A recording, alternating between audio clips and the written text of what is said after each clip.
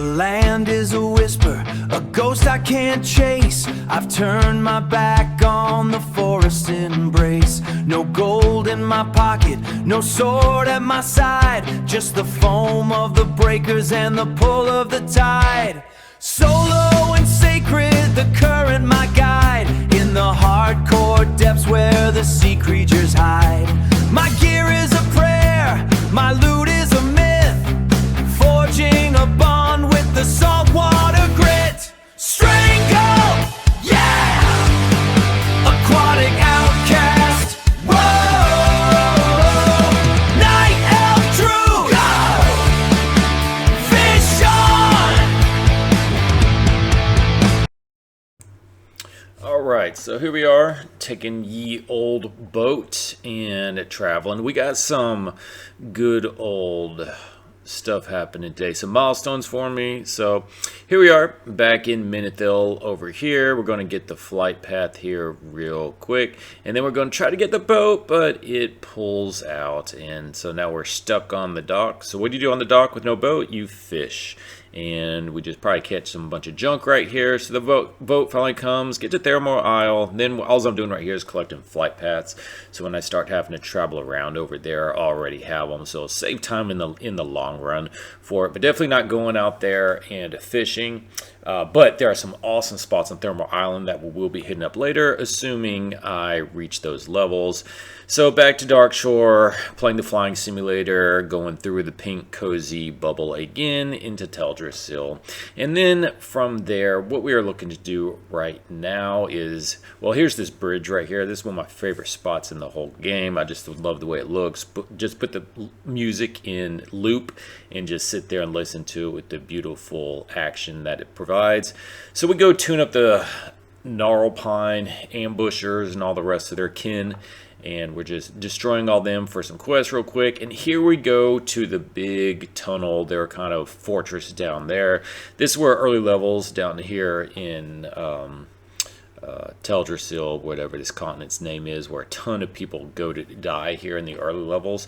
Part of the problem is if you pull 3, you're pretty much dead, especially I would be. So you just have to be real careful in how you're pulling them all throughout it, because especially when it goes winding down, you really can't see what's out there. And see, there's 2 right there, but luckily I get those guys down pretty easily. And then all you do is you start going over here and getting the quest items for it.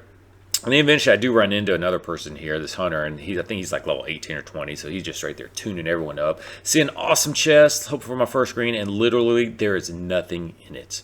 So I'm not sure how that happened. I guess the game just has fake chests in there, but normally someone, if they're going to troll you, they'll put in there some food or water or something like that, but there's literally nothing in there, so I'm really not sure how that one happened. So then finally make it to the top, collect everything I need. Then I go out there thinking I'm about done with everything, but then as soon as I get out here and I finally leave that dreaded cavern, I realized that there's other quests down there that I didn't complete, and since I already did alright down there, I might as well go back in there again and start going after them. So I head back down into the dungeon down in here, way back down to the depths, and start the next roll for what I have to do. Go to that guy, turn in that quest, and so now for the next part is, here's this guy right here. He's the boss. He turns into a bear, just flexing on me that he has the bear ability, and I don't have that yet. So tune him up, no big deal at all. Head back over to where the dude is, take these dudes out, and then turn it in. So overall down this area really wasn't that bad at all, just taking it nice and easy and slow, and I was over leveled from it as well, which really helped it out. That's probably going to be the recurring theme for this, is anytime there's like a questionable scenario, just make sure I'm over leveled and should be alright. So then just sound about heading back to Dolinar, just turning the quest in, and then I'm getting pretty close to leveling up over here after a couple more quests over here. Go down the cooking guy over here in a little bit, and get a couple more recipes. I guess I cut that out over there. So anyways, hurting back to Aberdeen, going back to next round over here. Now since I'm a little bit higher level, I can start picking up a couple of the quests I may not may not have been able to do before. So here's this one. You have to summon old, I don't know what that guy looks like, that Moonkin, Luna Claw, and tune him up real well. It's no big deal. Then you have to like release his corpse, so he's happy now. Then back to just the grind, back to fishing, because what I've realized is that I need to get some bags, because playing Bag Inventory Simulator is terrible, because since I basically any bags I'm all going to come from is killing people undersea, or from the fishing junk piles right here, which I believe you can get bags from them eventually. I don't think you get them in the early level. I think I have seen them in later. Oh, and then here's this guy. Horrible fishing etiquette by that hunter right there. Typical for a hunter.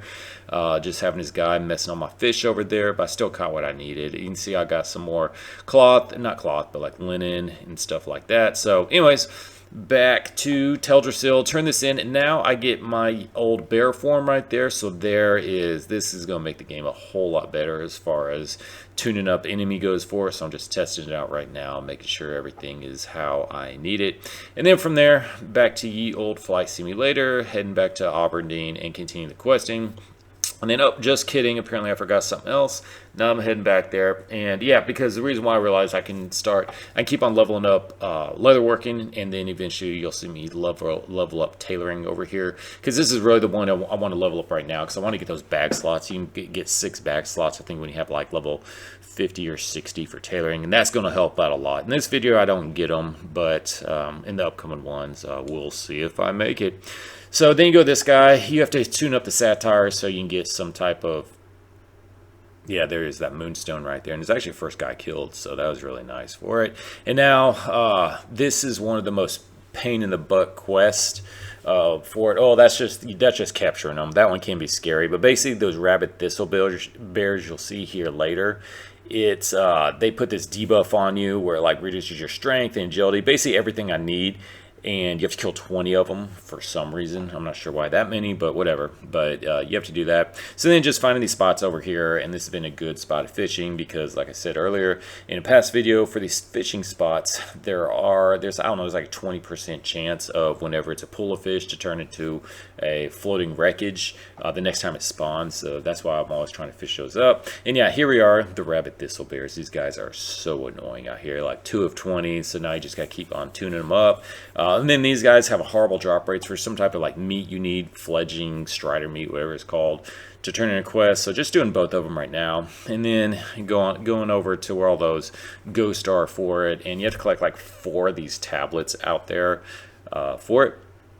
And so, really nothing new what's going on over there for it.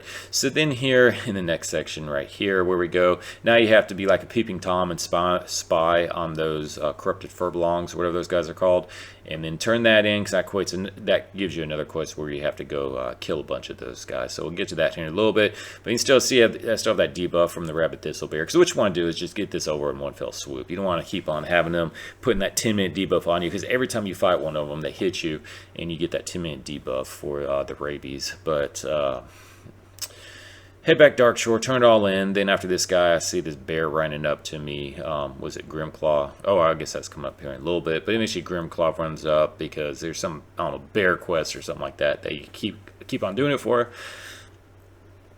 Then, oh yeah, back up to the red crystal, and I thought they spawned a couple guys, which is why I just peeled out of there as fast as I could for it, but no one spawned over there. Just turn in my request, jump down here, fill up my empty vial for another quest string that you have right here.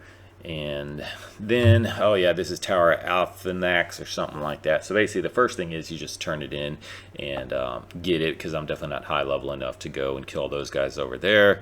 So back to Aberdeen, turn in more quests, filling up more vials for what is upcoming for it. Yeah, there's that guy, turning that in. And then back to the, I think for one of the videos, that's where I ended it, and then just split it in and started right back up here, and then traveling again, back to Teldrassil, turn in stuff at the bank right here, because eventually I go and start leveling stuff up more again for what I'm looking to do for leveling, leatherworking, and tailoring. I couldn't imagine. I'm thinking about trying this maybe with a warrior or a rogue, but I think both of those would be extremely hard to do because you're so gear dependent, especially when I think about for a rogue, because you know you'd have to have a dagger or a sword, and blacksmithing would be extremely hard for getting what you need. Here we are back to old Beijing, all the smog over there and the clouds everywhere. Just working on the next quest line that we need to get our underwater form. And then right here you can see that turtle did not make it to the water. Right there, it's a dead turtle, and this is a whole quest line right here that's easy quest to get. We just gotta click on the turtle's head. So I start clearing out all the murlocs to do it, and then I realized that eventually I realized I don't have that quest yet because there's one dead turtle way out in the water that did make it to the water that you have to go kill. Not kill, but just go get first. Not done that yet. So here we are for this one again, where after you were the peeping Tom and you had a spy on them, then you just go to these guys, and it's typical Warcraft quest line. You have to kill X number of 2 or 3 different kinds. So that's all this is, just pulling them one at a time, just killing them. You know, nothing new there. They do have a whirlwind ability, which is really annoying, where they can freeze you for like 3 seconds, but get through that, you'll be all right. Going back up here, finishing up this quest right here, and yeah, this one, so I thought there was where guys would spawn from, but I guess they didn't. So that's why I cleared out a whole section before it, so I'd have a straight line for it. And this over here, this is where that Anna, what's her name, Dawn Strider or something like that is. It's the guy in the dock who always cries like a baby when you return him to her. So she was level 16, I was level 14, I believe, at this point. So I was making sure I had enough life, obviously, to kill her, get her down easily, no big deal at all. And so that's a pretty easy quest to turn in. Then for all these ones, turn this in. And yeah, there's Grimclaw. That's where he comes up right there. So I couldn't remember if there's another quest coming up or not, but there wasn't. So I left out of there, turning in more of these quests, getting it up there. Now I'm getting even closer to leveling up. Yeah, then you turn into this dude over here, and all he does is cry. He gives me a grain that I just chunk on the floor right away from it. And so that quest line from there is done. Now I'm starting my swimming adventures out here, going to cure these dark shore, was it Threshers, I think they're called. And you have to get 3 of their eyes from them for some reason. When you kill them, they don't always give you an eye, so that doesn't, you know, typical thing, doesn't make any sense. But eventually kill them all, get all the eyes I need. Then there's the turtle out there in the water. Go loot its head, so now I can start all the turtle quests where you loot all their heads, the ones on there. Turn it in, and then for this section of the video, that is it.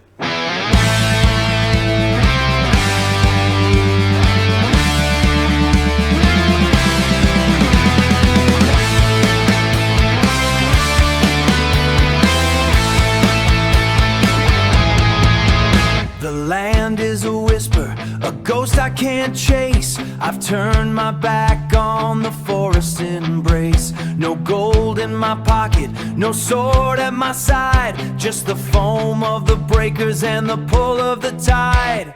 Solo and sacred, the current my guide, in the hardcore depths where the sea creatures hide. My gear is a prayer, my loot is a myth, forging a bond with the saltwater grit. Strangle, yeah! Aquatic Outcast, whoa! Night Elf Druid, fish on! From a sunken trunk, I pull threads from the gray to stitch up the wounds of a grueling day. An undersea chemist with oil in my hand, cooking up power from the sea-shifting sand. No murloc can touch me unless his feet wet. A tactical gamble, a high-stakes bet. The loot from the land is a digital sin. I delete every green as the trophies come in. Strangle, yeah! Aquatic Outcast, whoa! Night Elf Druid, level 60. The line is cast into the blue, a tribute paid, a vow that's true. Every splash is a heartbeat loud, far away from the level cramming crowd.